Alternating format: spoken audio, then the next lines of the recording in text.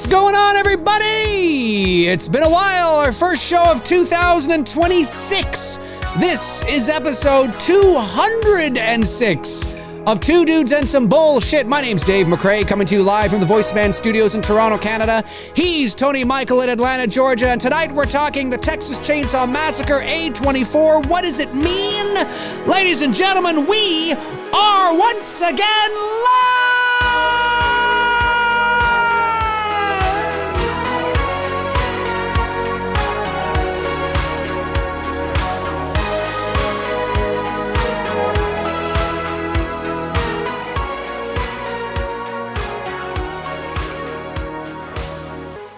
Yes.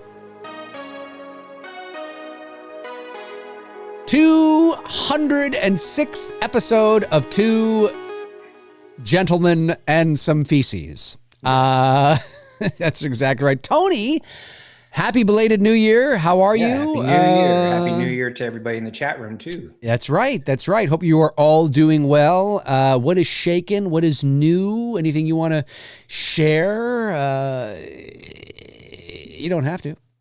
Just living the dream. Living the dream, doing your thing on your many yachts and many yachts. And well, I saw you bought a $900 million mansion on the coast of the Bahamas. Italy. Right. No, Greece. Oh, so those are those. Yeah, I saw you sipping the champagne and walking your poodles. My labradoodles with Christina on the beach of Greece. That's right. Yeah. I saw them. You can't hide it. I saw you flexing and flaunting. Yeah. No, man, just, keeping on working, and New Year 2026. Things are going good. Things have been busy. I just did a Ralph Lauren shoot a couple weeks ago. Still taking pictures of houses and amazing. Yeah, all that fun jazz. So that's awesome. Yeah. It's good to be busy.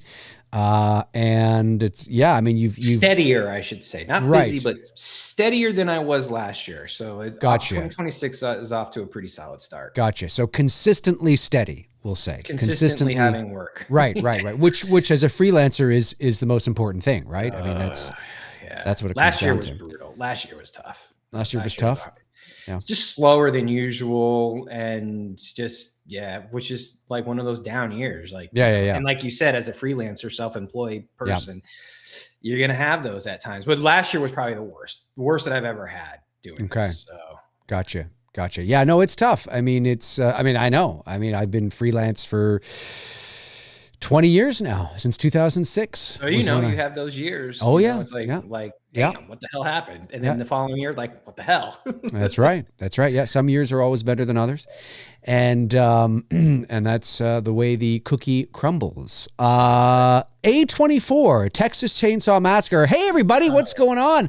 It's good to see you all here. Episode 206 of Two Smelly Dudes, and A24 has won the bidding war, won the rights to the Texas Chainsaw Massacre. With the help of Glenn Powell. From what I read. Yes, and one of the writers from The Long Walk. Okay. And I don't know the writer, but I only know Glenn from Twister and Top Gun Maverick. Right. Those are the only two movies I know him from. So. Gotcha. This is interesting because this goes to show you that, well, we were talking about it, the other day that, obviously we have the TV show for Friday the 13th, Crystal Lake, which is this year, right? Yes, I believe it's this fall, if I'm not mistaken. Exciting. Although I feel like they missed the mark with Friday the 13th coming up this Friday. Is there another one this year that I don't know, but it probably is. There one this fall? I'm not entirely sure, but if there isn't, then it's just a production logistics thing. They just couldn't release it in time. And that's Peacock and A24. And now A24 has got the Texas Chainsaw Massacre as well. And we were talking. No confirmation on where it's going though, right? We don't know if it's going to Peacock, Paramount, or I don't I don't think so.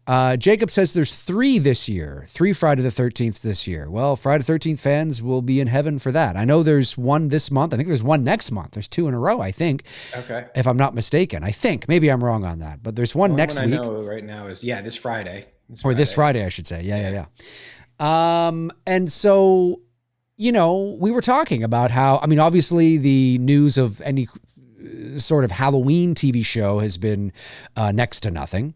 But that doesn't mean nothing will pop up. There's been a big focus on the video game that comes out later this year. But we were talking about how this could be, and we've talked about it before, that maybe, and I know a lot of people hate it when I say this, but this could be the future of these beloved franchises. Now, it doesn't mean it worked for everybody. I mean, obviously, Scream is still tearing it up at the box office. They got, a movie coming out in a couple of weeks.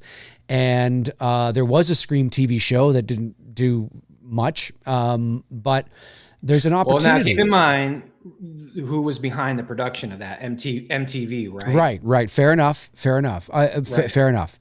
So, and, we're not talking like we're like if A24 said, hey, we're going to do Scream, right? Then I would be like, okay, like it's like I told you in the they have a monopoly on it all. In the message is when I first saw the news, I was like, okay, A24 behind the project of this Chainsaw Massacre series, you've piqued my interest. Right. So if they came back and said, we're now going to do Scream, or Nightmare on Elm Street, they just have a monopoly on it all. I would be like, okay, what's up? Because, in A24, I trust, for the most part. They're very rarely am I ever disappointed in an A24 film. Yes. Yes. Like, there's not, if there is any, the list is very short. Right. I mean, some are better than others, right? Some movies are better than others. As far as quality, yes. But I mean, I'm talking like just a flat out dog shit. Oh, yeah. Film. No. Very rarely do I ever say that about an A24 film or agreed. A24 production for that matter. Agreed. I mean, they're not, yes, I agree with that. And so, I find this interesting. What I'm excited about, and we were talking about this, and I mentioned this on, when I used to do the McRae live shows, and I've talked about Friday the 13th at length, and we've talked about this, before too, is that when it comes to the future of these franchises, what I particularly like about A24 grabbing some of them, not that necessarily every franchise is the perfect fit for A24. Correct. I mean, Scream might not be, but the principles are the same, is that, we come from, a generation where we were there in the 80s watching these movies. We weren't there in 1974. We were born 5 years later. But we grew up with them through the 80s, through the 90s, through the heyday of a lot of these franchises. And, and we've seen the remakes, we've seen the requels and the prequels and the sequels and the lequels and the jequels and the nequels and, whatever. I mean, you know what I mean? I mean, we've seen it all. And I sometimes ask myself, what else can you possibly do that hasn't already been done already? And one of the, and listen, I'll be the first in line. Listen, if they said, we're going to remake Halloween, it's going to take place in 1978. It's going to be about Judith, who, and Michael kills, the sister Judith, and he's put away for 15 years, and it's literally just another remake of Halloween. Of course, I will be there and I'll watch it because I'm a big fan and yada, yada, yada. But and on everybody paper, will complain afterwards. And everybody will bitch and moan afterwards. But if you present that idea to me just on paper, if I'm a studio executive, or if you just, as a fan, my first instinct is, no, we've done that already a couple of times, Literally. So, that's been done. And, when I look at these franchises, same with Freddy, same with Jason and Leatherface, there's only so much you can do until you're just starting to do it again, unless you want to wait 20 or 30 years. And by that time, well, we're in our 70s, and then it wouldn't really, but like, to remake something so soon after something ended feels a bit weird to me. But then again, we're from a different era. That being said, what I really like about this is and I think you do too, is the opportunity to put more meat on the bone. Because now you don't just have a 90-minute movie, you have one season that could be 8 or 9 hours long. So you have That's the other thing too, is the quality, like you Right. said, of being able to flush it out over an 8-episode arc of, Yes. 8 hours of production. Unfortunately for this franchise, man, I mean, it's had a lot of misses than hits, like, I mean, That's true. aside from the first film, which is, in my in my top 6 favorite horror movies of all time. The remake, obviously, with Jessica Biel, we all love. We talked about that. I'm a fan of the beginning, which is the prequel to the Jessica Biel Yep. movie. But that's really it when it comes to this franchise. There's just not a lot there that draws me back to want to watch. I know there's a fan base for the black comedy one, the part 2. I'm not in that camp. It never really was. Like, I just thought, like, I don't know. I just thought, like, wow, we went from this gritty, in your face, what Toby did in the first film, to like just National Lampoon's Texas Chainsaw Massacre in the second film. Yeah. That's just my opinion. And I know there's a fan base for it out there. So if you like it, more power to you. But it's such a 180 from the original. It's difficult original, right? Yeah. So I feel like with this franchise, especially this franchise, it really just hasn't had its moment to like really shine. I mean, you got a little bit in the early 2000s with the Jessica Biel movie. We all were hyped up for that. And then, the prequel, but everything else, I mean, the Netflix one that we watched a few years ago, that was a tanker. And then there was the one where the girl is like a family member. That's with from 20 kind of becomes like a hero at the end, and you're just like, what the hell is this? Wasn't crazy on that. Then there was the one where he's a kid, and I think it's called Leatherface or something. And I didn't really care for that one. It's got the mother in that is from also in The Conjuring as well, too. And then there's Texas Chainsaw 3. I was just like, eh. And then the Matthew McConaughey one, Next Generation, really didn't care for that at all. So my hope is that with this, and if Glenn Powell's really serious, I mean, he says the first film is very near and dear to him. And he wants to do it right. If he allows this, series to breathe, and especially set it in the 70s, keeping that aesthetic look to the 70s, like they're doing with the Crystal Lake series, I think that's set in the 70s, right? As well, from what I've seen in the photos. Crystal Lake, yeah. Yeah. So they do the same thing with Texas Chainsaw. It may finally get its due and moment to shine and really kind of maybe elevate the Leatherface character, because that character just has not had the chance to have its breakout moment, where because like when you talk about the Mount Rushmore of horrors, he's there for me, but like for a lot of people, he's nowhere near in there, It depends on how you're measuring it, right? Right. Yeah. But but as far as like getting like what, Jason has had his due, Freddy has definitely had, especially in the 80s, Michael has pretty much just owned everything for the last 20 years. Leatherface has stumbled a lot. That's true. Stumbled big time. So my sincere hope, like you said, with the opportunity for this to be really fleshed out and a chance to breathe, maybe we got something good here, coming our way. Yeah. Well, I hope so. I just want to, Tom Ungurian, who's a member, says something that I want to address, because it's really important. And I think it's important that, fans of these franchises understand sort of the nuance that I mean when I speak on this. And I believe I'm not alone in that nuance if you were to speak to the showrunners and the producers and the creators behind these shows, bringing these iconic franchises now to television in a long form sort of series as opposed to 90-minute movies. Tom says, do Michael and Jason and Leatherface really need more meat on the bone, though? I think it's just the times we live in, because in reality, we really don't, but everyone and their mother says we do, so it happens. Well, Tom, I know you're a longtime viewer because you're a member, and I know you've watched all those McRae Lives, or maybe you haven't, but I know you're a loyal viewer, and I thank you for being one. So let me address that, because I do think it's important. I think Tony will agree too, is that when I say put more meat on the bone, I don't mean to elevate these properties to a level for which they are unrecognizable. And the analogy that I use is that I often kind of like Stranger Things from 1 to 5. yeah, not that stark of a difference. But what I mean is that when you think about the inception of a lot of these movies, right, whether it's Halloween or whether it's, I mean, Halloween was very classy, but whether it's Texas Chainsaw or Friday the 13th, for all intents and purposes, these movies, most of these films were B-movie schlocky slasher horror, right? And they had a time.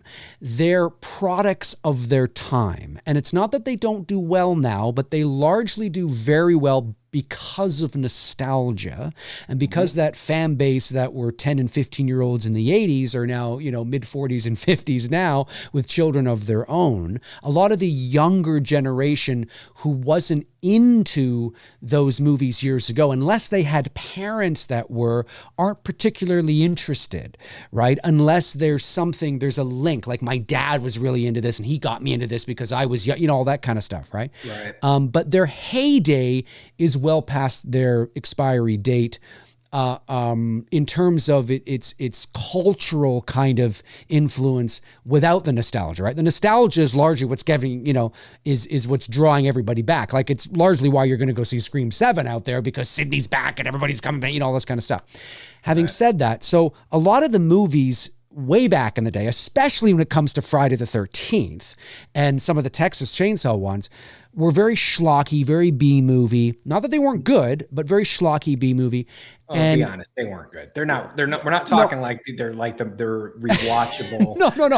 I'm saying not that we didn't enjoy them for what they were, but yeah, maybe when we were 12. Right. I got you. But it's not that we live in an era now where psychological horror is having its heyday, like slashers had their time in the 80s. It's more about opportunity to attract a larger audience. And it's important, we don't live in an era anymore where we can just do the same thing over and over again. And the example I use is with Friday the 13th.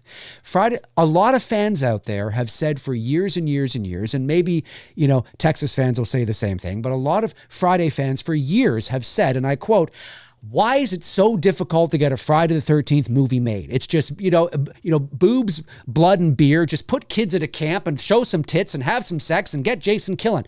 That's fine. Make it for pizza and a pack of gum. Right. That's fine for the 80s. That's fine for one movie. Right. One movie. But you can't, and that's what the Friday the 13th movies was that scenario, that plot over and over and over and over and over again. You can't do that today. So if you're a Friday the 13th fan and you want Jason to be around for more than one movie, right? Now, you could do that for one movie and all the nostalgia will get everybody into the movie theaters and everybody will be, oh, this is amazing. But you can't do that for 5 movies in 2026. You just can't do it. The audience isn't there. And so if you want Jason to be around for more than one movie, you have to put more meat on the bone. So the analogy I use is that if those schlocky B movies from the 80s were in the basement, right? They're in the basement in terms of their, quality or their plot, things like that. I'm not talking about taking it and elevating it to Hereditary status or The Shining. That's completely removing the DNA of what Friday the 13th or Texas Chainsaw is. But so if you look at it like a skyscraper, right, where like Hereditary and The Shining are like, the 100th floor, right? I mean, they're really up there in their, psychological and, cerebral and all that kind of stuff. I'm talking about taking these B-movie schlockies and taking them out of the basement and putting them up to floor 5, right? Where you put a little more meat on the bone, a little more story, allows you to, as you said, right, have those great character arcs, over a season. We get to learn more about this and about that and about this and about that, especially when it comes to characters that are not reliant on the enigma and the mystique and the mystery, like Freddy or Jason or Leatherface. We already know their backstories. We already know why they do what they do. There's probably a lot of stuff there that we can explore and characters to introduce and the town and the lore and the mythology and the history. And that's what we mean by putting more meat on the bone and giving yourself a series where you can really explore that and also have all the things that you love, like blood and killing and chasing and knives and chainsaws and whatever the case is. But you can't just do that in 2026,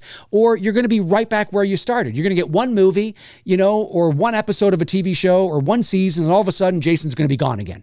Or, you know, they're going to be, so that's why it's not because it's popular. It's because what else do we do?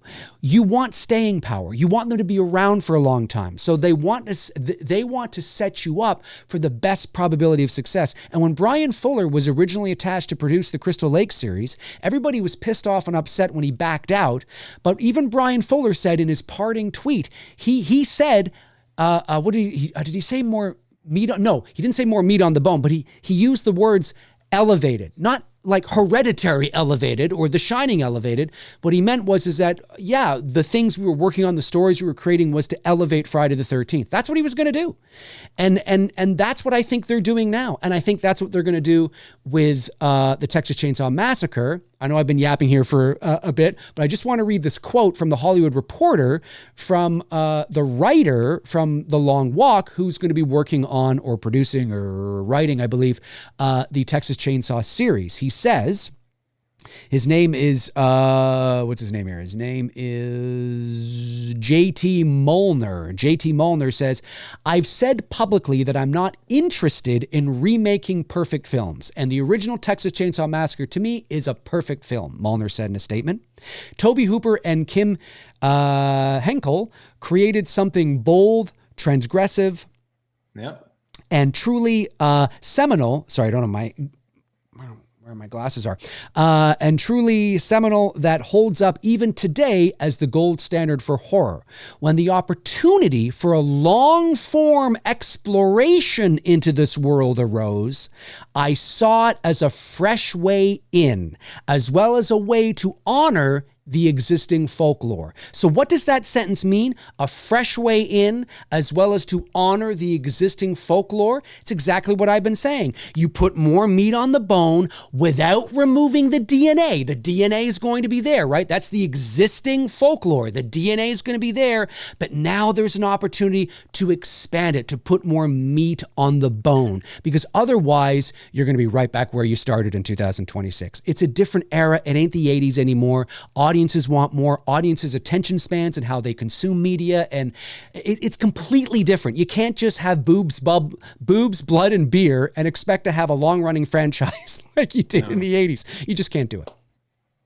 No, and I think it also goes back to what I said, you know, with Texas Chainsaw Massacre, the franchise as a whole.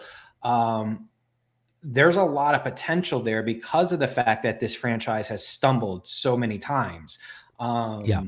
You know, I mean, really, when it comes to this, you know, there's 3 movies that I will watch on occasion, which is the original, the Jessica Biel remake, and The Beginning, and that's it. Did we ever watch it together on here? I think we did, right? Yeah, we did. Yeah. Okay. Sorry. So if he's you know, keeping the DNA of the 74 film, that's exciting, you know. And I know Glenn Powell, like he has said, this is you know, it's a movie that's, you know, very near and dear to him, and he feels the same way that I feel, that they just haven't gotten it right.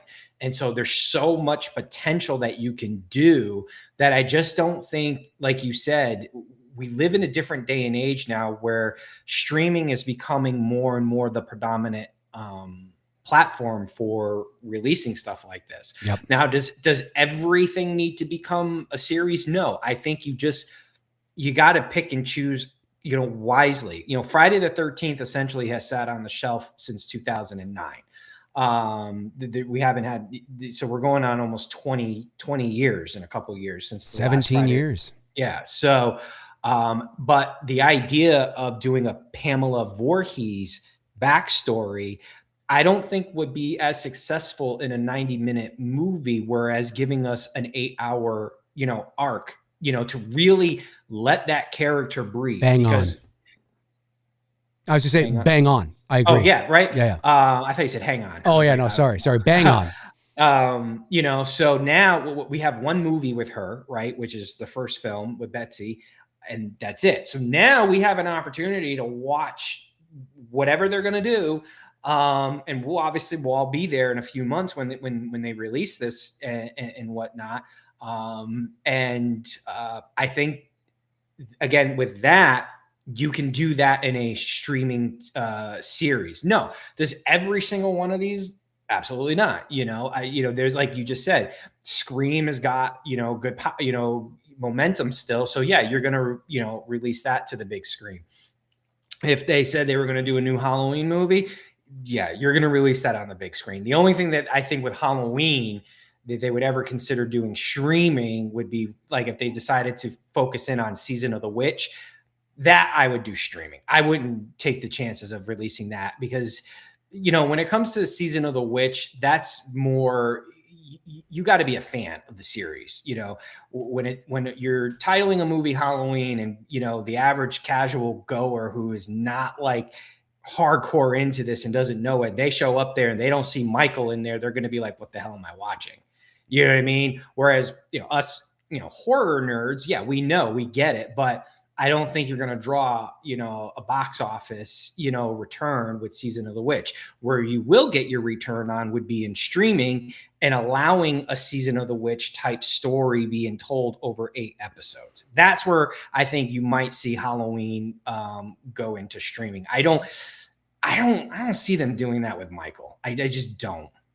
No, I mean, you never know. You never Right. know. I think with Michael, as I've often said, it's very tricky because, and it's not that I wouldn't be there to watch it because, I mean, listen, I am, Of course, we all would. I'm absolutely open to be proven wrong. But again, on the surface, right? On the surface, just on paper, Michael is a very different, and it's not because he's my favorite. It's because of the foundation for which these characters were created. Michael is a bit of a different beast.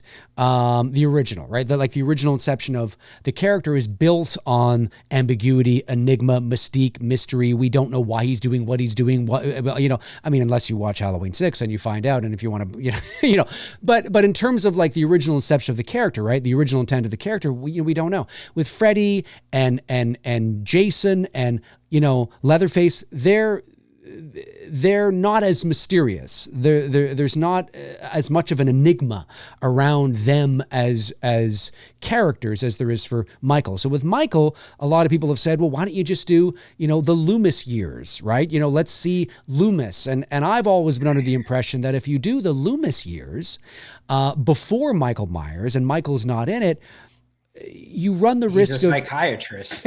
Well, exactly, because I think the whole point was that Loomis was a fish out of water. He had never come across a patient like Michael. So you don't want to set Loomis up with just as crazy, patients as Michael with Loomis before Michael. And in order to make it interesting, you'd probably have to do that. And then you don't want to show the Michael Loomis relationship necessarily in Smith's Grove because you demystify sort of the whole. So it's not that it can't be done, but it's very tricky. And the Michael TV show, Season of the Witch, I'm with you 100%. I think that would.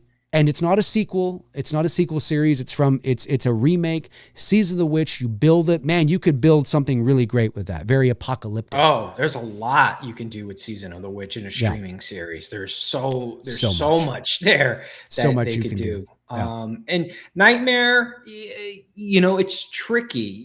Yeah, you could attempt to bring Freddy back to the big screen. I will say this. I know you haven't seen the movie yet, but if those in the chat room have, whoever did the dream sequences in Black Phone 2, to me, like if you're sitting at the drawing board trying to figure out, okay, well, how can we reinvent the dream sequences in A Nightmare on Elm Street and make them a little bit more grittier, a little bit more intense? The way they did the dream sequences in Black Phone 2, I would almost mirror that because I thought that was really creative, where they went from like what looked like a digital, format to this gritty 8mm. It was just the way they cut the dream sequence too in Black Phone 2. I was like, this would make for good dream sequences in Nightmare on Elm Street. We've never seen it stylized like that before. I think if you did it that way, I think then you could probably be successful with a Nightmare on Elm Street movie on the big screen. But to piggyback off of what you said about Friday the 13th, boobs, beer, and, Blood. blood and all that stuff. I three don't Bs. think the way Nightmare on Elm Street evolved as that franchise went on, I don't think you can get away with that same type of dream sequence, campy Freddy one-liners. Like, I just don't think that would work. Now, the way the original was done by Wes Craven, sure, dark, gritty, but take that and maybe stylize the dream sequences like they did in Black Phone 2. You could be on to something there for a theatrical release. I think that would be really freaking cool to do in a Nightmare on Elm Street type movie. But if you just went back to the same drawing board with it, I just think it would fall flat because, like you said, we're just in a different time now. So you've got to figure out a way to reinvent that character and reinvent that movie and reinvent the stylized aesthetic look to the film. And I think that, again, hats off to whoever came up with that. I wasn't a fan of the sequel of Black Phone 2 like I was the first one. I liked the first one better. Right. But what I really, and I told you about this when we were talking, I was like, man, those dream sequences, whoever came up with that idea, fucking brilliant. I mean, really cool. The aesthetic. I haven't seen the film when yet, you see it, I think you're going to feel the same way. Like, it's not as good as the first, but I think you will feel the same way that I'm feeling as far as again, picture that now in a picture those dream sequences that they shot and filmed and how that was stylized in a Nightmare on Elm Street movie. That would be freaking awesome. Yeah. And speaking of A24, I think that Elm Street may be a good fit if you want to go darker, more cerebral. Didn't Blumhouse say he was trying to get his hand on Jason's would love to have a monopoly on everything, I think. I think he would love to. Well, yeah, he wanted Jason. Did he get it? No. I mean, that's what I was asking. No. Did he get it? Because I kind of haven't been staying on. No. The Elm Street stuff still, I don't think there's any movement on that. Up for grabs? Yeah, I think so. I don't think there's any movement on it yet.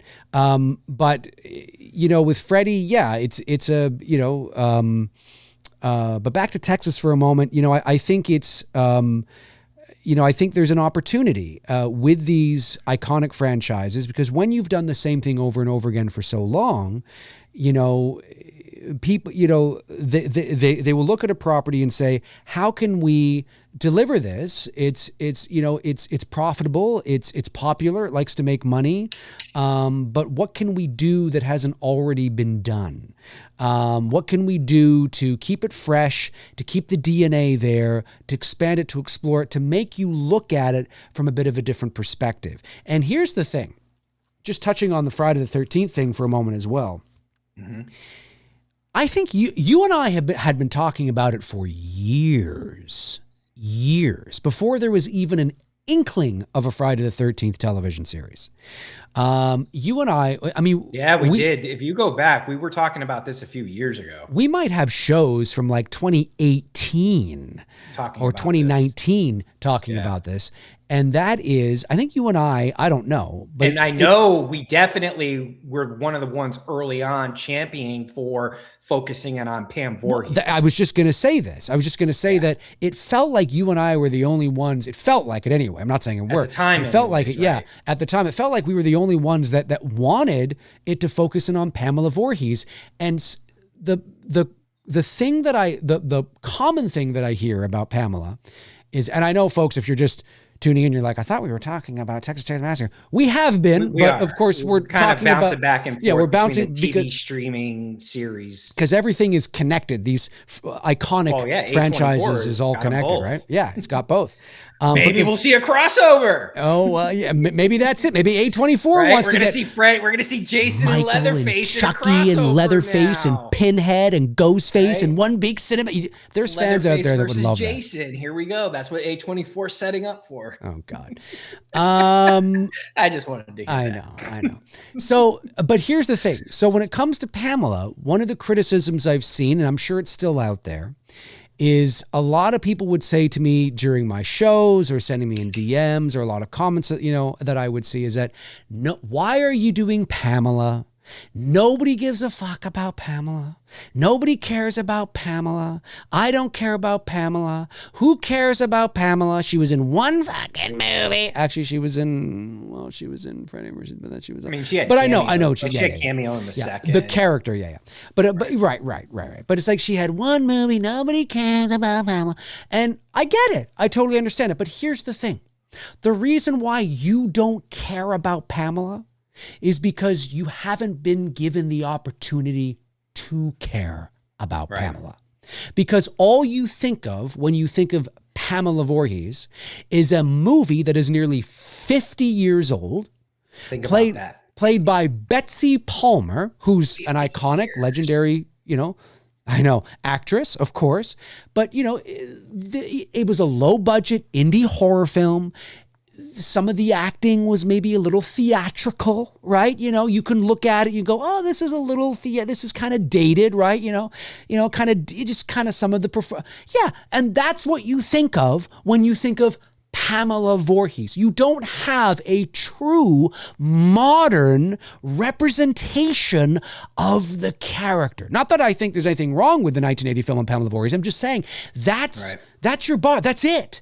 And that's what you think of. Whereas with Jason, God, you even have the 2009 movie, and you know what I mean? Like you've got, but with Pamela, there isn't anything. You've got this theatrical, and that sank faster than the Titanic. You know what I mean? Yes, like, did it? It really did. It had the I think one of the biggest second weekend drops in motion picture history, in terms of box office. Did well the first weekend, and then it was something like an 89% drop the next weekend. Fuck. Seriously, it's one of the biggest.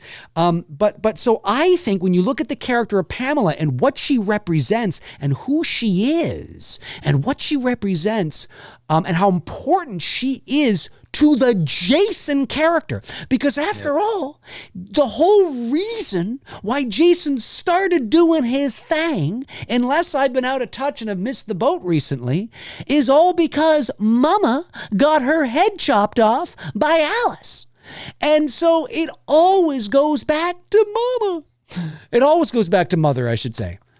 Jason, Mother is talking to you. It is, that relationship is the foundation of the entire thing.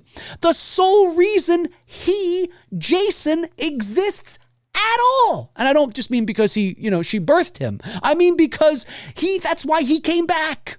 Was because you killed my mother, you son. And now he's avenging his mother's death with everybody and anybody who steps onto the thing, whatever. I'm sure it's expanded, a bit beyond that, but that was the whole point. So Pamela, there hasn't been an opportunity for you to care beyond theatrical acting in a 1980s low budget indie film.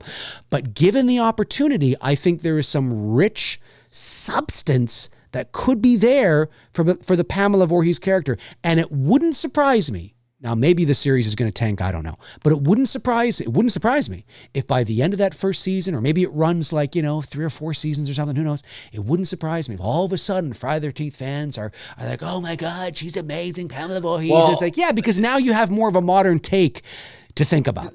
The cool thing about Pamela, right, is if it works and they do stretch her story for 3 seasons, it's almost the toss up for where it goes to next. Now you bring in Jason, right? It's become so popular that if done right, okay, like don't do what Stranger Things did and go beyond. I think 5 was too much. That's where I sit. I think they could have easily done a 3-season clean out, finish strong, and that's it. Same thing here with Friday the 13th. Stranger Things began as an episode of The X-Files from the 90s and ended as Thor Ragnarok. Yeah. Right? Yeah. It's Avengers like, Assemble. What happened here? Anyways. But with Friday, you could totally do that. You could have 3 really strong, good seasons with Pamela Voorhees. And if it's succeeding, you hint at things with Jason, right? You get the audience kind of excited for it because we know it's coming. So there's and then that breathes new life into the franchise, because now you could do 3 seasons with Jason. That's true. That's true. So there's a lot there you could do. And the same thing with Texas Chainsaw Massacre, if done right. 100%. There's a whole family there to that's explore. What I was gonna say. There's the whole Sawyer family that we, like if they lock in on the first film and keep it to that, like Last House on the Left type crazy family vibe. I mean, there's just so much they can do with that. And so much they could do with the Leatherface character to do that character justice. Yeah. And as far as the overall aesthetic look, we just saw what Netflix did and dumped a boatload of money recreating those scenes in the Monster series where they showed, how they were making the Texas Chainsaw Massacre. I mean, the attention to the detail that series did, that was the best part of the series for me. Yeah. I mean, I was just so impressed by, like, as someone who once, did that for fun as in photography, recreating photos and knowing the amount of work that goes into recreating photos. I literally thought I was watching behind the scenes of making a Texas Chainsaw Massacre because it was so well done. Yeah. So aesthetically, they can get this right. And I believe that that's what Glenn Powell is going to do. And I said this to you in off camera when we were chatting through text. Like, I wonder if he saw the series as well too and was like, shit, we can do this. We can get this right finally and let this, just breathe some new life into this franchise. Because this franchise, unfortunately, it has so much potential. It really does. I mean, I've said this for years on your channel. I said this before when I was doing YouTube myself a decade ago. The guy that I always wanted behind this franchise was Rob Zombie, because I just felt like the way he makes movies, his style, his like Texas Chainsaw is like that, like it's a perfect marriage for him. I don't know why he never did it, but you needed someone like that to really give that franchise its due. And anytime someone's done, I mean, like people have said about to you in the comments or in messages to you about, well, it's not that hard to make a Friday the 13th film. Yeah, I feel the same way about Texas Chainsaw Massacre. It's not that hard, but it just seems like anytime someone puts their DNA on this, they're trying to take whatever Hooper did in that first film and turn it into, I don't know what. I will say the one with what's her name there, where she becomes the sibling, relative, whatever. The beginning of that film is really cool because they open up with the way the first one ended. Oh yeah, the production design, the production design behind that, really cool. I was like, shit, this is really good. But then after the movie tanks. Yeah. So that's my hope with Texas Chainsaw Massacre here is that, maybe we're finally going to get something where it breathes new life into this franchise and gives that character, his moment. He's never really had that. Jason's had it. Freddy's had it. Ghostface certainly has had it, even though it's multiple Ghostface. But I mean, the character Ghostface. Michael has had it. Chucky has had it. Leatherface, other than the Jessica Biel movie, he just hasn't had the opportunity to have that run. And I really hope that that with Glenn Powell and the guy here that you mentioned, the writer behind this, I really hope that this is what happens with this. It'll be disappointing that if it turns into like Texas Chainsaw 3D or like the film that we watched here a few years ago, that for the Netflix one, like that will be disappointing. Yeah, listen, I'm right there with you. I hope it's really good, and I do understand why they're taking it in this direction, in the sense of trying to give it a bit more of a bit more meat on the bone, and I think. Yeah, exactly. Right. Yeah, that's good. You definitely say it for that family. You can say it for that family. That's good. It's good. That's good. More flesh on the bone. More flesh on the bone. I can understand why they want to put more flesh on the bone. Look, I do want to say this too. I genuinely understand why people in this day and age are, especially if you're a big fan of these franchises, why hearing that they may be exploring, more character and expanding it. And so it's not just stabby, slice, chainsaw. Not that the original was, but I understand why fans would take pause and think, oh, I don't want this because we go to extremes in fandom. And so when you read like a quote from the writer there, when you hear me speak, when you hear other people talk about it who are in favor of this kind of thing, immediately you go to the worst case scenario. And that is like, they'll think, I don't want this to turn into Hereditary or Midsommar. And it's like, that's not what they mean, right? It's not what they mean. I do think fans, and I think you might agree with me on this as well too, and I know everyone in the chat room would, we've just been let down one too many times, right? We go back to when we were first talking about the 2018 Halloween film and how excited we were and just how that ship sank. By the time we get to Halloween Ends, we're all just like, it's like we're watching Halloween 4 and we're right back to Halloween 5 and 6, it just, and like the Friday the 13th film, same thing, just the letdown, the Nightmare on Elm Street. Now I did like Jackie's performance as Freddy. It just, everything around it just didn't work for me. They were trying to tell Wes Craven's, movie rather than have they given Jackie an original film. I think that Nightmare on Elm Street would have done entirely different and would have possibly been different. Yeah, possibly. But, so again, then you look at the remakes, right? Halloween, Rob Zombie's. Now I like his first film, not crazy about the second film. So let down.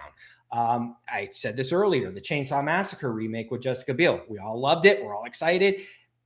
Not too many people liked the beginning. I'm in the camp. I liked it, but like, I can also understand where people come from where they're like, not so great. So I think that's what it is. It's that continual, we get excited, we get pumped, and then it's like, what the fuck? Yeah. And no, I agree. And one of the arguments I sometimes see from people too is that, well, Dave, they tried to do that with Halloween Ends. They put more meat on the bone and look what happened. And my response to that has always been, well, sort of, that's true, but there's some nuance here that's being missed. First of all, that's not the beginning of a story. That's the end of a story that comes out of nowhere and doesn't really, I don't understand why we're all of a sudden doing this now. I actually like Halloween Ends more than the average person. I like the Corey story. I just feel it's the wrong movie for it. Right. And so it would be different if we started that way. I think people would be feeling a bit different. And so, but it goes to show you, and I've said this ad nauseum on my channel. There's videos of me saying this way back in 2017 and 18 and 19. And I was talking about it as a modern thing at that time, and it's certainly only grown even more now, is that you can get away with one movie, but it's difficult to keep these older franchises that are very much products of their times in the movie theater and cinemas in a series like you're used to seeing. Right. And so if you want these old school characters around for longer than one, movie, one film that comes, and goes, in a series, it gives them the best probability for longevity, believe it or not, because there's that opportunity to as you said, breathe new life into the world, into the town, into the characters, into the setting, into the mythology. There's more time to do that. So even if there's an episode that you're not crazy on, you get to go right to the next one and right to the next one and right to the next one. And so there's more time to see the bigger picture. Whereas with movies, it's a little more difficult. If there's a movie you don't like and it doesn't do well at the box office and it bombs, you can't say, oh, hang on a sec, guys, we got 3 more coming. Just sit back. You're probably gonna. It doesn't work like that. Theatrical releases don't work like that, right? And so, but with series, you can afford to have an episode that's like, you can afford that because there's so much breathing room and time to build the story out and deliver it as one package as opposed to one movie every 2 years or something like that, which is only 90 minutes long. We can deliver 8 hours and 9 hours in one go. We can deliver, 7 or 8 movies in one go. So you don't, there isn't, again, if there's one episode, like, I see. Now I see kind of, there's that opportunity. And so I get it. With these old properties, these old characters, they're like, what else do we do with this, you know, and fans are like, I just want Friday the 13th and boobs, you know, blood and beer. And yeah, again, you can do that, but there's no longevity in that. He's not going to stay around. You can deliver one movie like that, but then you can't deliver 6 of those movies today. It's just not going to happen. There's not any longevity in that. Audiences are different. How people consume their entertainment is different. Or you oversaturate it, like what? Right. Yeah, that too. What Kevin Feige's doing with Marvel, Doomsday. The movie, like Michael Myers returns in Avengers Doomsday. Isn't that like what they're doing now? Like this person's returning in Avengers Doomsday. That person's right. returning. Yes. Yeah. Like they're oversaturating it. So like at this point, I'm expecting to see Michael Myers returns in Avengers Doomsday. You know? Right. I mean, but that's essentially like, what else do you do? That's it. You oversaturate a movie with just, you're bringing all these characters back just to be like, oh wow, we're gonna get to see all these characters in, you know, this one movie. Totally. Just so people know, this is Tony and I's last show, but we will be returning in Avengers Doomsday. That's right. This is our last show until we return in Avengers Doomsday. That's right. Just so people know, we appear in Avengers Doomsday. Hey, Jaws is returning in Avengers Doomsday. Yes. Captain America and Thor are watching our podcast in Avengers Doomsday, and then we actually get shields and, you know, we fight. That's right. No, but it's true. It's true, right? And so I do understand why they're doing this. Again, the Hollywood Reporter article, J.T. Mullner, one of the writers, says, and I quote, when the opportunity, this is for Texas Chainsaw, A24, when the opportunity for a long form, right? He's talking about having that breathing room, having that opportunity, not 90-minute installments, having that long form exploration into this world arose. I saw it as a fresh way in, as well as a way to honor the existing folklore. That's film speak for meat on the bone, but not removing the DNA. That's exactly what that is. Exactly what it is. I can't imagine like better partners to approach this with than A24. This is truly an honor. And like you said, if they're doing like 8 episodes in the season, not everyone's going to be a home run. You may have a bad one, but you have the you know, one to look, you know, the next episode after that to look forward to. So, right. You know, and that's essentially with like, look, I mean, even like you and I both agree when it comes to like the perfect first season in streaming, Stranger Things nails it in that first season. Incredible. But best there's season some of the episodes. series. Yeah. There's some episodes in that first season that I'm like, you know, like, or moments where I'm just like, I'll skip over this. You know what I mean? But the season as a whole is a phenomenal season.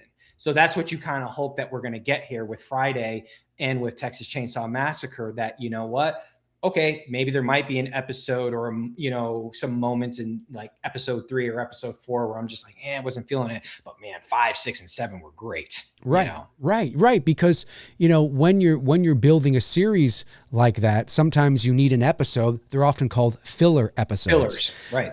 But sometimes you need an episode that helps to bridge one episode to the next, or helps to fill in some information, or whatever the case is. Well, imagine if that was a movie and you just stopped there and you had to wait 2 years for the next movie. The interest would wane in the audience. The box office would tank. The studios would you know, hesitate. Well, we didn't make, you know, and so that, you know, there's an advantage to doing these older classic characters. That doesn't mean every series is going to be a win. It doesn't mean that you can take these, you know, and do it this way and it's automatically a win. Not at all. The writing has to be good. It has to honor the franchise. The characters have to be good. The music, the this, the that, the blah, blah, blah. It's all got to be firing on all cylinders. But the opportunity for these characters for longevity, I think, is a higher probability of success in streaming at this point than bringing them back for multiple movies. You can bring back Freddy. You could bring back Robert Englund and put him in Freddy, and, you know, he's nearly 80 now, and, you know, it'll make good money. God, no, but you can't. I know. But it's not like Freddy is going to survive 5, 6 movies at the box office in 2026. It's just not going to happen. It's not going to happen. And neither will Jason. You think you're going to get 6 Friday the 13th movies in 2026? It's not going to happen. It's not going to happen. And so So Yeah, this is interesting to me. I think for me with Friday, I have a little bit more hope that I do with Texas. With Texas, because Texas, man, it just unfortunately that franchise has fumbled the ball one too many times. And so I think going into it with a lower expectation of like, I don't know what to expect. I think, so if it turns out to be bad, you're like, okay, well, this just falls in line with the other movies and that's that. Whereas Friday, I have a little bit more. I have high hopes. I really like. I want. I mean, I want to see Texas succeed. I don't want it to see it fail. But like, if it did, hypothetically, right, it's not going to be the end of the world. I'll be like, all right, well, it's just another Right. attempt at Chainsaw Massacre that just didn't stick the landing. Yeah. But with Friday, because of what we talked about, a few moments ago With about Pamela. how Yeah. right, you could do a 3-season arc with Pamela, really just keep it tight and it's sharp and it's good. And she goes out, with a bang, and then but it segues into Jason, right? So and you make sure, I mean, and Jason needs to have it needs to be a payoff. It needs to get everyone excited of like, shit, what's going to happen next, right? Because now we're going into his story, and you can do that for 3 seasons. So that's why I think I have a little bit more hope for Friday than I do with Texas because of that potential. My hope is that, Well, and Friday the 13th was a more popular series in Texas Chainsaw Massacre overall, right? Sure. And so but that could change here. Could. Powell and this guy could take Leatherface and knock him out of the park, and we're all sitting here like fucking A, Leatherface, exactly. And you want that. I want these guys to succeed. I don't want them to fail, but I just think, like I said also a few moments ago, it's an uphill battle for sure. Well, we as fans have become accustomed to just being disappointed with movies over time. I mean, to me, it goes back to Curse of Michael Myers, right? Seeing that in the theater for the first time and just like, that letdown. And you're constantly, or seeing Freddy's Dead in the theater. That's my first Nightmare on Elm Street movie that I ever saw in the theater. Letdown. Jason Goes to Hell. That's the first movie I see in theaters. Letdown. Like you're Halloween 6. Right. It's just like constantly has been like one letdown after another with some good moments. I'm not saying there hasn't been good movies, along the way. Like I did enjoy H2O when it first came out. First Scream is probably my favorite next to Texas Chainsaw Massacre reboot, as far as seeing something in the theater and walking out going, fuck yeah. The Conjuring, for sure. But if we're staying in the slasher, genre, Halloween with Rob Zombies, was, good, and the 2018 film with Halloween was positive, but in between all that, man, it just bombshells, disasters, just nothing where you're feeling good and excited like we did as kids in the 80s. And I don't think it's an age thing. Yes, it's a product of the time. Yes, the 80s, everything was different then. The world was different. Culture was different. Our thinking about movies was different. We were having more fun with it. We weren't thinking about movies so seriously. And, it was just, this was all new to us, so that we'd never seen it before. So there was that excitement as well, too. So we weren't as judgy as we are now about these movies. So like to your point, when you talk about more meat on the bones, this is where a series comes into play with like Friday or Texas Chainsaw Massacre, and allowing to give a fresh take, tell really good stories, not introduce it to a new audience. Right. And we're not talking like it needs to be like Kubrick Shining or Hereditary, where it has to be this artsy. We're not talking like that, but something to where that it's breathing new life, that we're excited about it. And we're never going to recapture the 80s again. That's not going to happen. I have no expectation on that. No. But because we are in a day and age, to your point too, that you mentioned earlier, and I forgot it until now, we are in a day and age where psychological horror is thriving at the box office. The one that I'm looking forward to here, the sequel that It Follows, They Follow. So like that's really good. And Talk to Me was really good as well too. Smile, these psychological type horror movies are thriving. I think they're having their day like the slashers did. way back. And I think there's a way that with like A24 can bring a little bit of that. I'm not saying like layers like Hereditary or artsy like Kubrick did with The Shining. I'm just saying like what they could do is bring a little bit of that psychological horror suspense into Friday and into Texas Chainsaw while still keeping the DNA of what these films are. I agree. And you know, it's people have to remember that these shows and movies are not just made for fans.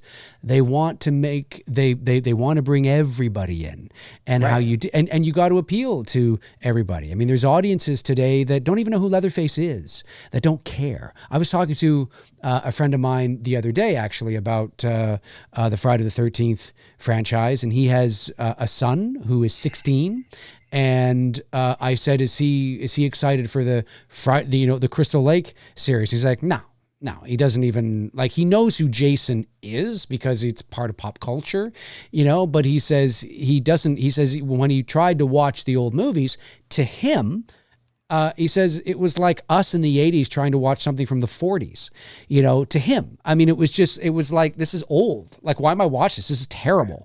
Like he said, these are terrible. We watch it because it's our childhood. Of course, right? But to him at 16, watching these horror, he's like, this is terrible. Like, there's no, I don't care about this character. I don't care. Like, I know who, Jason Friday, that's my dad's shit. He's right. He's into stuff today. He's into what Terrifier and of course and whatever else, whatever big horror thing is, that's what he's into. He's not into Jason and Freddy and Michael and and all that. And he doesn't, again, he's not, he's one 16-year-old boy. He doesn't represent everybody. But the point is that there are a lot of kids today that are like that, but he is the age of the demographic that they want to try and bring in like they used to back in the day. And in order to do that, they can't just whip up something really cheap. I mean, the Friday the 13th movies are pretty fucking cheesy, man. They're products of their time. They're fun popcorn movies. They're really fun, schlocky B-movie nonsense. And I say that with all the love in the world because I adore them. But they are not going to rattle the feathers of macho 16-year-old boys today unless they themselves grew up with them and have a nostalgic attachment to them because parents introduced them to the movies when they were like 3. You know what I'm saying? But kids today just getting into them, it's not going to happen. I remember when Bruce, when he came over to my place, this is years ago. His kids are nearly 25 and 23 now. But I remember when his boy, scary. It's crazy. Right? For you guys to sit there and think that his kids could literally start having kids. Oh, for sure. And right? his boys are handsome young men, man. And strapping and but that's got to be weird to think that one of your childhood best friends is on the brink of becoming a grandfather. Yeah. In the next 10 years. But in the next 10 years. That's your right. Life, that's right. Be a grandfather. And I'll be a grandfather by association. It's weird. Exactly. It's weird. No. So I remember now. Granted, this is years ago. This is like maybe 15 years ago. He came over to my place for Thanksgiving.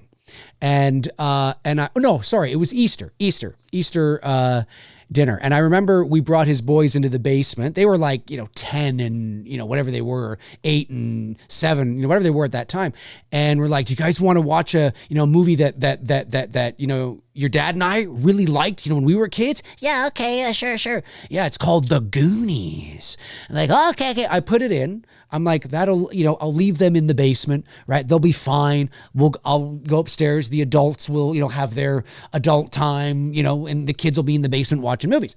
And after about 15 minutes, the boys come up the stairs and we're like, what's wrong? Is everything okay? Yeah, it was boring. And I'm like, boring? It's The Goonies. I was watching that when I was younger than you. Like, it's boring. Why? Because it looks like an old freaking movie, man. there's a sensibility to those movies because they're 80s movies, right? How movies are made, the production value, the technology, the performing, the editing, the mixing, the, things were maybe a little more theatrical back in the day, right? Depending on the film. Watch old TV shows from the 80s. I mean, it's a different era and a different time. And so to get kids interested in old fart characters where really their heydays are way back in their parents' age, they need to do something to make them cool again. And one of the ways by doing that is bringing them and putting a little more modern sensibilities to the characters. Thankfully, I wasn't really like that as a kid. I don't know if you were. Like, I did appreciate movies from the 50s. Like, my parents, my dad especially, grew me up on watching old black and white films with Bogart, Cagney, Audrey Hepburn, Lauren Bacall, Ingrid Bergman, and all the like the epic, like the Ten Commandments with Charlton Heston. They're amazing now because we're adults, right? Yeah. So like I really appreciated those movies growing up as On the Waterfront with Marlon Brando, obviously Psycho, and all the monster movies from the 30s and the 40s. I watched all that stuff. So I appreciated it. So I was more, and even with music, same way. I loved music from the 50s and the 60s and the 70s. Both my parents really exposed me to that. And I loved it and collected it in my vinyl collection. And then also my music of the 80s and 90s as well, too. So I was really diversified in, you were lucky. What I watched, what I liked. I didn't care, but but yes, you are right. If I were to take my group of friends in the 80s and 90s and talk about Casablanca or one of my favorite Cagney Bridge movies, on the River Kwai. That White Heat with Cagney. Yeah. They would be like, White Heat with Cagney. Well, I mean, no, I want to watch Menace to Society or Boys in the Hood. Yeah, exactly. You know what I mean? Like, so, but I get it. So like kids today look at our movies the way that most kids in the 80s and 90s were looking at movies of the 40s and the 30s. Whereas I was a little more open to that stuff. Right. Yeah. No, same. I totally agree. But imagine, the average kid in the 80s or in the 90s trying to get into the original Psycho. Do you know what I mean? I mean, forget it. Well, of course. No. Norman Bates, he's not scary because it's 1960. It's a product of its time. It was one of the scariest movies ever made at that time. You always watch old movies or old shows within their context. And so you never expect, you have to watch it, within its context for the time that it was released. And of course, as I got older, I mean, I love all those old movies now. My God, Sunset Boulevard and Whatever Happened to Baby Jane there's so many amazing old films out there. Now, if I had tried to watch Whatever Happened to Baby Jane when I was, 13, I'd probably go, but watching it as an adult, you're like, this is a fucking amazing movie. Yes. This is an amazing film. And so that kind of thing. Now imagine if in the 90s they were like, they're remaking Psycho, or whatever. I know they had the 80s sequels, but I'm just saying, like, to try and get kids into it, it'd be like, because they have sort of an idea of what that is. And for Jason, as hard as it is to, and again, I'm speaking generally here, obviously. Obviously, there are teenagers that really like the older movies or whatever the case is. Of course, I'm speaking generally. But that is one of the reasons why, not the sole reason, but one of the reasons why the production companies and the studios, when they reach out and they try to make these properties cool again, they need to think about that. How do we get modern audiences? Because we can't just focus on the fans. We want to bring everybody in, and we can't just do the same thing over and over again. We have to, especially when we're competing with Art the Clown. Well, right. Well, here's another good example of just how, I don't know if you want to call it desensitized or what, but when I showed my girlfriend's kids, when we watched The Exorcist together, I was expecting because her son's the youngest, her daughter's the oldest. I thought, and her daughter does like scary movies. So I thought, okay, she's probably going to handle that. Okay. Her son, I wasn't sure. It didn't even make a dent. They weren't even scared. Like, and like to us, The Exorcist was like, the ultimate scary movie growing up, as kids and whatnot, and just the impact.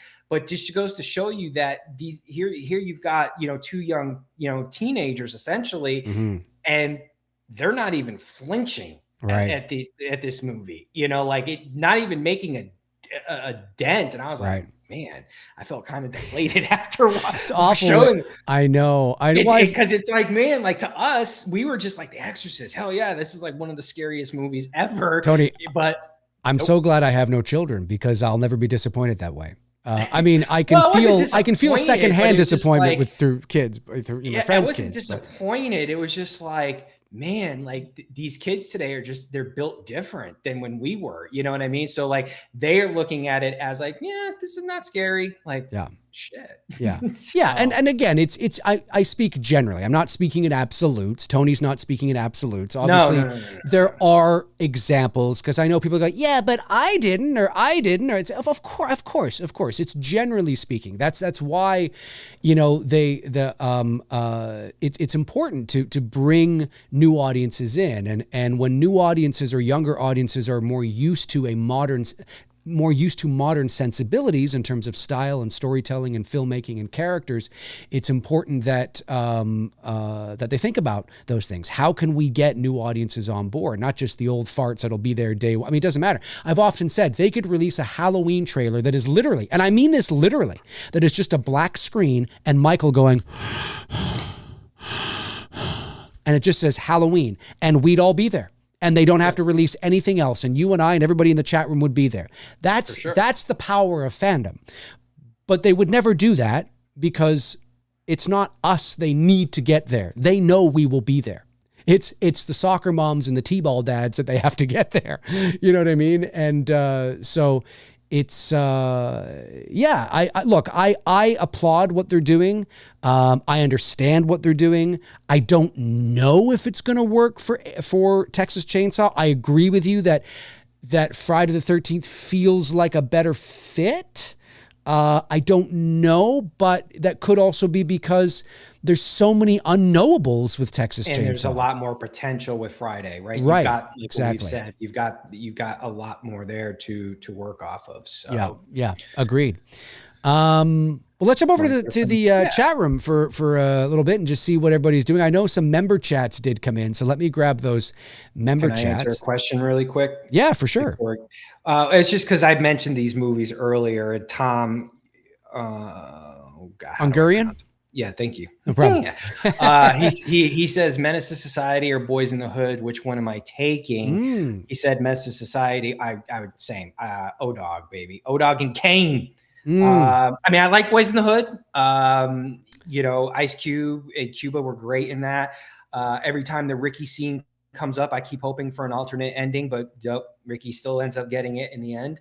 But as far as like, the grittiness of Menace to Society, the in-your-face of it, Menace to Society feels like almost like a documentary come to life, right?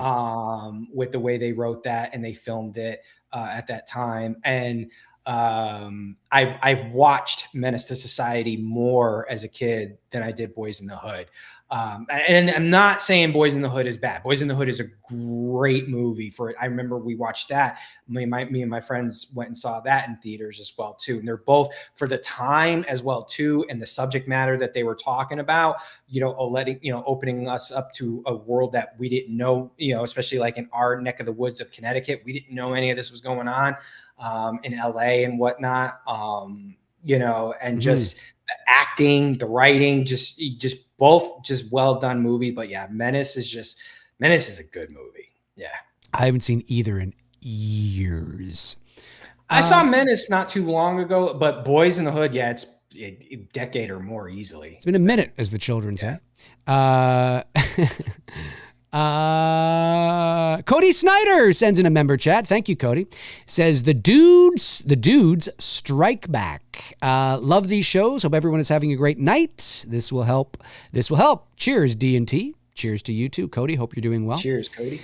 Amadusius says, I'm not even sure more meat on the bone will be enough.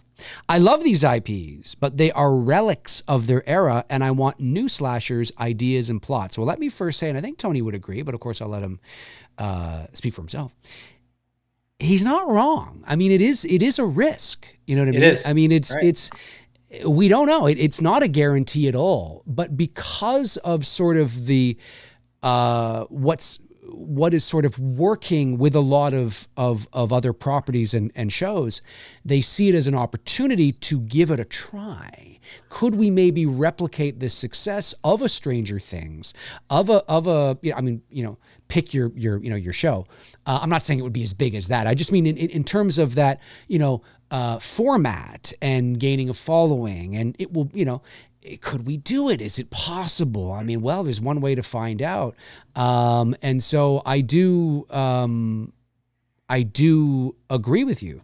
The other thing I'll say though, too, is that new slashers is tough. Now, I know, again, there's Art the Clown, but Art the Clown I don't consider a slasher film.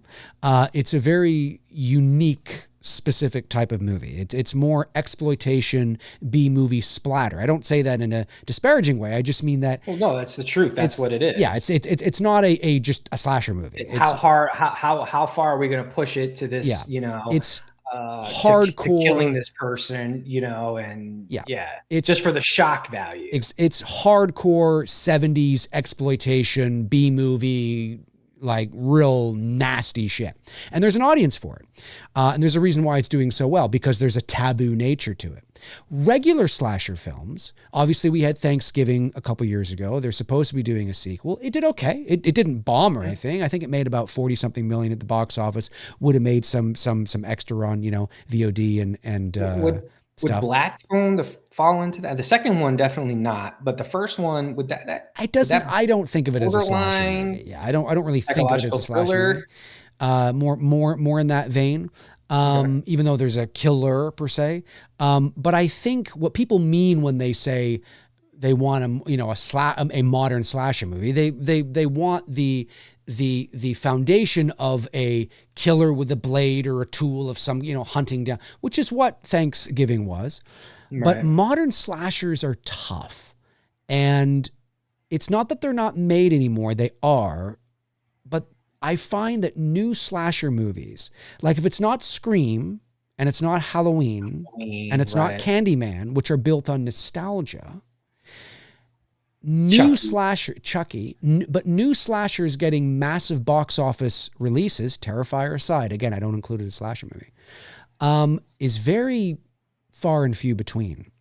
The slasher era of just recycling slashers and creating all these things and pumping them out into, you know, 2,500 theaters. It's not really a thing. Horror has changed. Horror's cyclical. Slashers might become hot again in, you know, 10 years. Who knows?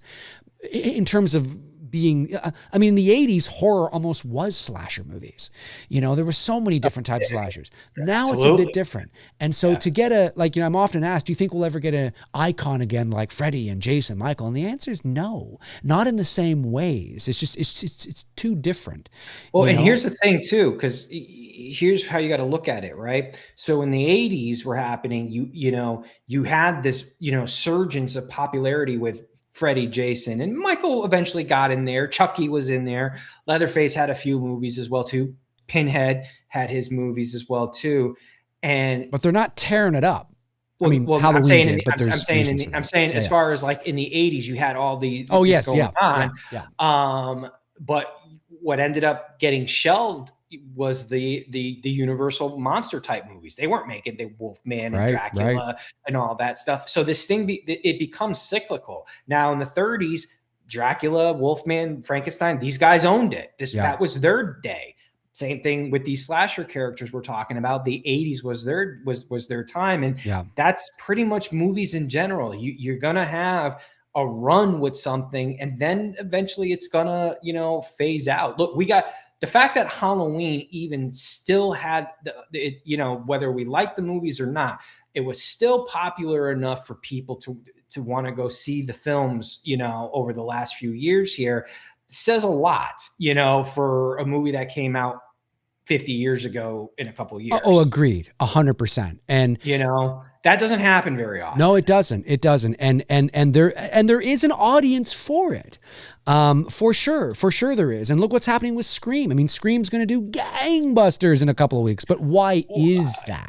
Because they are really tapping, you've got Kevin Williams who wrote it and directed it. Sidney Prescott. There's that sentiment right there that he's getting. I hope it does well for his sake. It sucks that he's coming in on the 7th film to direct. But he wrote the first one, he wrote the second one, he wrote the fourth one. He was pretty much side by side with Wes Craven the whole time on that whole, production. So there's that, then there's obviously Nev Campbell's coming back. Then you've got, what's his name? Matthew Lillard coming back as Stu. Courtney Cox is going to be there. So there's a lot going on in this movie that, yes. So I think for that alone, you're tapping into us, especially us who love the first Scream. And then those who are fans of the Scream franchise who are younger than us as well, too. You're tapping into a lot of nostalgia there that people are going to be like, all right, I got to go check this out. Yeah. And, when you look at Candyman from a few years ago, I don't know what the box office was, but people often say, but slashers are still hot. I always forget they did a Candyman. They did. That's right. They did. But when somebody says, but slashers are still hot, they're all getting, theatrical releases. Look at Halloween. Look at, even going back to, 2010 Elm Street, 2009 Friday, and then the Halloween David Gordon Green, and then if Scream, they were hot, they would have been making sequels to The Nightmare and Jason. But here's the thing. Every movie they refer to, Scream, Elm Street, Friday, Candyman, Halloween. Yeah, but what do they all have in common? They're all old. They're all they're not new slashers. They're old slashers. They're established IPs. They're established IPs. If so that's and some are more popular than others. It's not like Candyman tore it up at the box office like Scream, because Candyman was never as popular as Scream. Right. And so, and that's why they never made another one, and so that was a risk. And so that should show you right there. It's a different ball game with horror. We live in a very small bubble. Says, Candyman made 77 million worldwide. That's not bad. So there you go. That's not bad. Depending on what the budget was, that's not bad, but they never made another one. And, and was that a sequel or a reboot, or I think it was kind of like a requel. I think. Yeah, I think it was. And it wasn't bad. It wasn't bad. But they all have the same thing in common. They're Tony Todd, Candyman. They're relying on the nostalgia as a big part of it. And so, anyways, again, there's nuance there. I'm not speaking in absolutes, but I believe it's not impossible.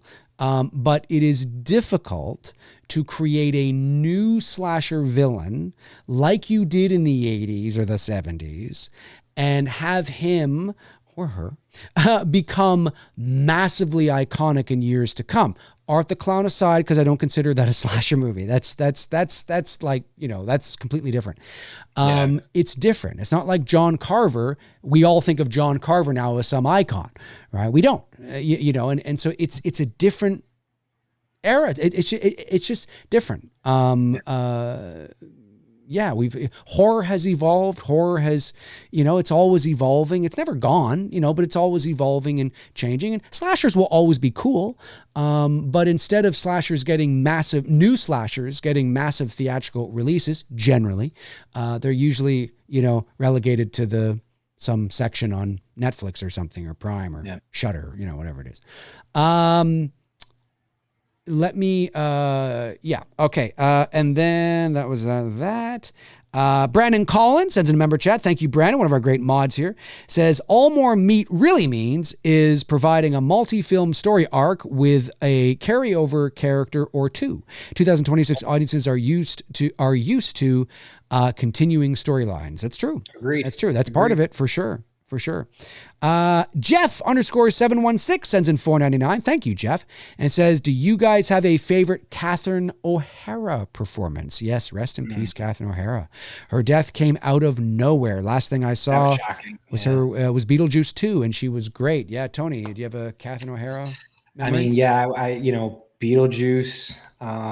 But she's I think for us kids, she's our Christmas mom and Home Alone. You know what I mean? Like she's just Yeah, like that's our Christmas mom, I mean, like we were young kids Yeah. when that movie came out. So I definitely would say Home Alone for me. What about you?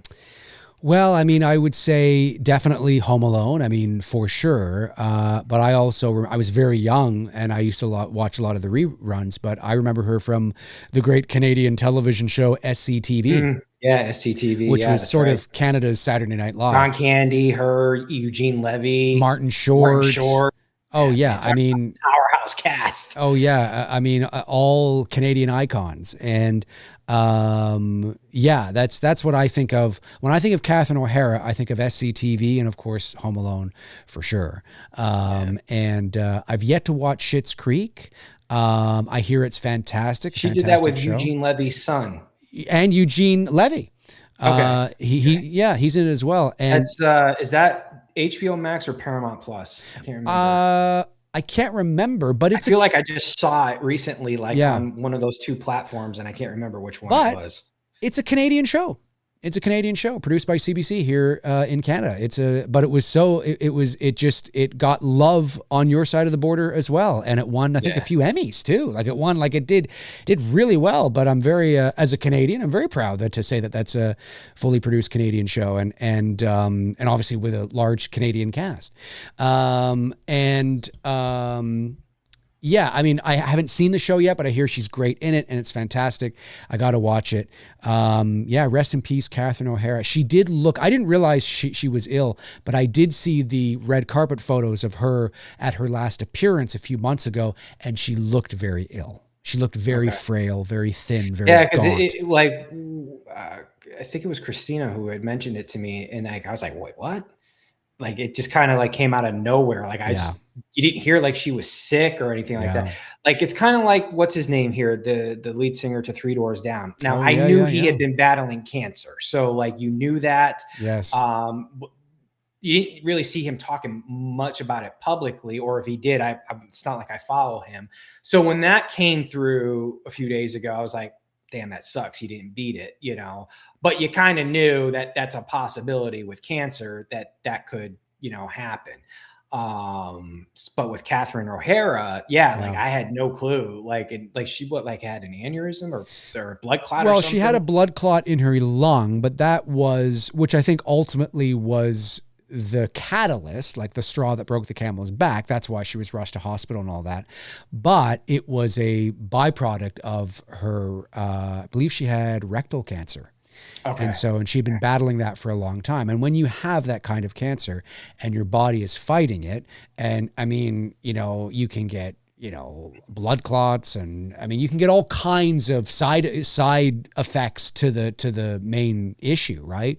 And so that's what is said. So, but she looked very ill. Like when you see, she looked like my grandmother looked before my grandmother passed 20 years ago. Like as soon as I saw the red carpet photos, and I didn't see them till after she had passed. It was only in retrospect I was looking at the photos and I was like, oh, she looks sick. Like she looks sick. Like she looks very, very, very ill. And she was. It's just unfortunate, I mean, it's great that you and I mean, like you think about what you and I have seen in our lifetime and just the evolution of technology, and that you and I are now in a day and age where we're talking about artificial intelligence, right? That it's a real thing. And we have all this advancement and great things that we are doing technologically, but for whatever fucking reason, we just can't seem to beat the C word. Right. You know what I mean? Like it's just like, I mean, and I know pulmonary embolism. That's it. Yes. Right. Thank you. And I know some people can beat it and some people have gotten into remission, but then there's those, like that, whatever, it just sucks that like with all this research that we put into it, we still can't, crapshoot. We can't get enough to continuously beat it, but yet we can advance in technology, and I know pretty soon all of us are going to have talking robots in our house. Yeah. Oh, it's true. It's true. I have one right now who just brought me a snack. Oh, thank you, Bert. You're welcome. Yeah, right. Yes, thank you. Thanks, Bert. Mike_Mac25 sends in a member chat, and a member for 24 months. That's 2 years. Thank you, buddy. Says, always great to see the two dudes. Hope y'all are well. What were y'all's first? I'm thinking that like I've got like 3 y'alls in there, so I'm thinking that this is somebody from the South. I'm guessing. I'm not laughing at that. I'm laughing because I know what my experience was. Oh, okay. I'm like, I think the dudes. Hope y'all are well. What were y'all's first experience with the Blair Witch Project? I rewatched it recently, and man, it holds up. Well, Mike, thank you for being a member, by the way. My first experience with the Blair Witch Project, 1999, I was 20. And, I mean, Tony and we've talked about this. I mean, it was a very different time, a very different era. And, the internet was around, but it was compared to what it is today, it was in its infancy, obviously. I don't know how old you are, Mike, but maybe you remember this too. But it was, not what it is now. No smartphones, no social media, people would log on to the internet. I mean, there was a saying way back in the day where you would actually say to somebody, I'm just going to go online. I'm just going to log in, I'm just going to log online, right? Or, I'm just going to turn on the internet or turn off the internet. So a very different time. Yahoo was huge. And the marketing around the Blair Witch Project was something nobody had ever seen before. And many people were convinced that it was real. And I mean real. I mean legit real, that it was real, and that was part of the marketing behind it. It's not like today. You couldn't do that today. The cat would be out of the bag faster than you can say police brutality. What movie is that from? Not Cat Out of the Bag, but the police brutality one. And so I thought it was real. I think by the time I went and saw the movie, I knew it wasn't. But I went to see it in the summer of 99 with a girl that I had a massive crush on. And we went to see it. We took the bus and we saw it, and then we walked home, or I walked her home, I should say. And that was my experience. I will always remember going to see it with, one of the crushes I had at that time in my life. And I remember liking it. I do. I remember liking it and thinking it was really cool.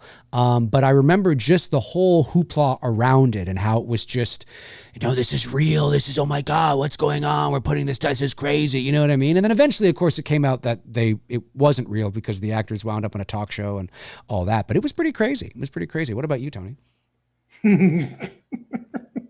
I was just thinking about it, man. Like I got freaked the fuck out because there's a caveat to that. So I went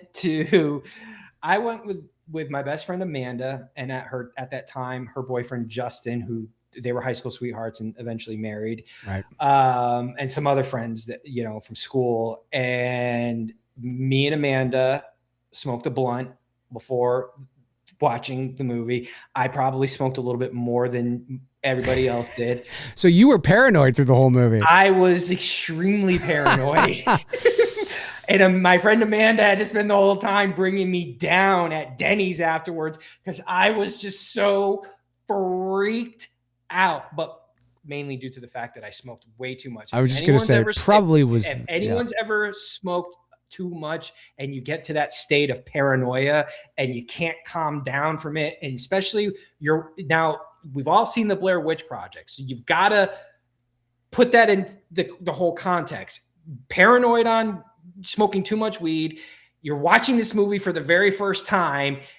Shit's going fucking crazy. You can't see what's really going on. You're hearing strange noises. They're freaking out. I'm freaking out. And yeah, my poor friend had to sit there and calm me down at Denny's for 3 hours afterwards. I couldn't even look at the woods for about a month after that because of the cackling noises that was being made. It just it messed with me, not in the way that it messed with me if I was just sober and didn't do anything, but because I smoked way too much, there was just even a lingering residual effect afterwards. I just kept hearing the cackling sounds in my head every time I looked at the woods at night. I couldn't do it. Gotcha. So that was my first experience. Yeah, mine was very different. No weed involved, but very cool to go see the movie with your ultimate crush. And We never ended up Oh, dating. your ultimate crush. Your ultimate crush. Yes, my ultimate crush. And then I went away to college and all that kind of stuff, and obviously, we drifted apart. But she was, I was totally in love with her. And I think she's married now with kids and and all that. But I'll never forget. It's such a magical time, and you're going to see a scary movie with the girl you like, and you're walking her home, because I think we could have taken the bus, but for whatever reason we walked home, and I didn't mind, because obviously that gives you longer with the person you like, right? Yeah. Anyways, it was a good time, but I do remember it was not just that moment of watching the movie in the theater with her, but just everything around it, like all the this is real, and because there was no social media and the internet was just used for email and downloading Jennifer Love Hewitt pictures. I mean, nobody was like on the internet like we are all the time, non-stop, every day. It was a pain in the ass back then. You had to dial up, and it was well, you like did, 10 minutes. But it was also used. It was just something. It had a specific function. It was just, I need to look something up, or I need to, look at it. Nobody just perused, like it wasn't something, you know what I mean? And so, nobody knew. I mean, the news traveled in very differently back then, and it was much easier to keep secrets. And now, of course, like I said, they couldn't make a movie, a fake mockumentary today without somebody knowing it's fake right out of the gate. You couldn't do it. Yeah. Couldn't do it. But yeah, it was really cool. I think that's it. I think that's let me see. That was good. 90 minutes, 95 minutes. That's good. That was good. Well, folks, listen, that is going to do it for this episode of Two Dudes and Some Bullshit. Thank you for joining us here on the show today. We really appreciate it. We want to know your thoughts. Jump into the comment section below and let Tony and I know your thoughts on anything we had to say here today, but of course, specifically the Texas Chainsaw Massacre television series with A24. Are you nervous? Are you excited? What did you think about our thoughts here today about anything? Jump into the comment section and let us know. We'd really like to know. Thank you, of course, to the members. Thank you to the moderators. Thank you for tuning in tonight. Tony, any last things you'd like to say? No, this was good. Looking forward to some more shows in 2026. That's it. All right, folks, have a great rest of your night. And Scream 7 is on the horizon. Sidney Prescott. We'll be talking about that. Oh, I'm sure we'll have lots to say. All right, folks, take care. Have a great rest of your night. We'll talk to you soon.